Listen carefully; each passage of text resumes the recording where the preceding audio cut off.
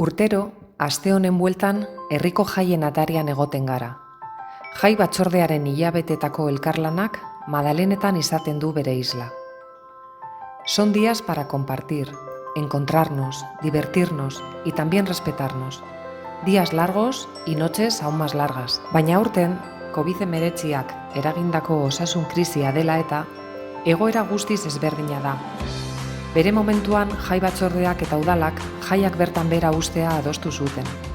Argi geneukan egoerak ez zuela horretarako biderik ematen, eta jende pilaketak saihestu behar genituela.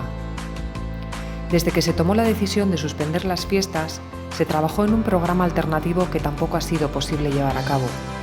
Sabemos que el sector cultural ha sido uno de los más afectados por la crisis y queríamos nuestra aportación este día. Ekitaldi simbolikoa izango da Madalena egunean ospatuko duguna, eta herritarrei ere horrela ulertzeko eskatzen diegu.